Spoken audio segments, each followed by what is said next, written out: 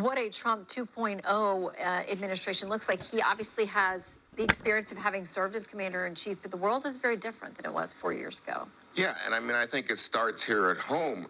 You think about the nominees that are up there. One of them is Tulsi Gabbard to be director of national intelligence. Well, she was very close with Bashar al-Assad in Syria. She was making excuses for the use of chemical weapons, even doubting that it had occurred. And now you have this week 100 former national security officials writing and saying they don't want her confirmed because they fear that our allies will not be willing to share intelligence with the incoming administration. So that's a challenge for President Trump right here on Capitol Hill at this moment. But then you go overseas and you go into the theater. And I think that part of the challenge there is, again, if you are America first, how do you properly say we're not involved? Let it play out. When in fact you can see, and I think Michael was picking up on this, that it's going to impact the entire region, including our ally Israel, and we've been tremendously supportive, but there's no getting away from this at the moment. As the incoming president just said, the world is acting crazy right now. It's true. He said there's a lot to talk about, Yeah. and there is. You mentioned Tulsi Gabbard. Politico says this: she could be the next Trump nominee to come under fire in the Senate. They quote a former senior Republican Senate staffer saying the best thing that Tulsi has going for her is the other Trump nominees that are blowing themselves up. We'll eventually get to more of a focus on her as she starts to make, visits on the Hill and gets closer to hearings. But what about what Juan has mentioned here, her history and relationships with regard to Syria, Russia, and other places? Well, I think you have to connect two threads here.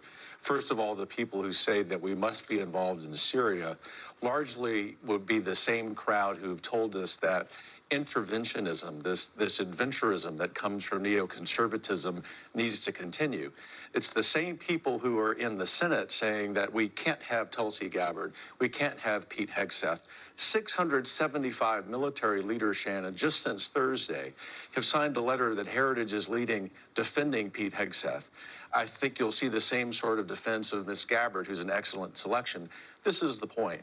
One of the reasons that Syria has fallen is because of the moral clarity that Donald Trump brings to this picture. And I think that you're going to see all of the confusion, all of the hot spots that Susan rightly touches on actually come into focus. We're going to have peace through strength because we're going to have a lot better priorities. We're going to have a lot better leaders in all of these key positions. God bless Donald Trump for having the willingness to break the backs, not just of these evil people abroad, but also break the backs of the Washington establishment.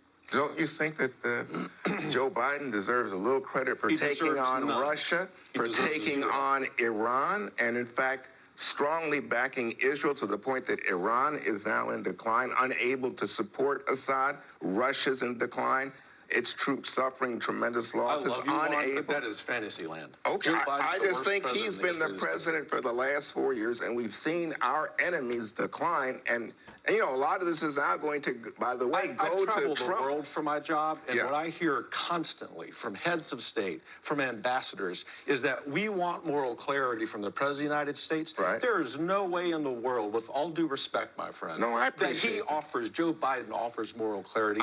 Donald Trump's done more to bring peace to this world. He's not even been inaugurated. Well, he's not in office, and I think, politically, having gone through the election with you, you know that, in fact, President Biden has paid a huge price for his unalloyed support of Israel and willingness to go after Iran and go after Russia. Hezbollah over the objections of Biden and Jake Sullivan. Well,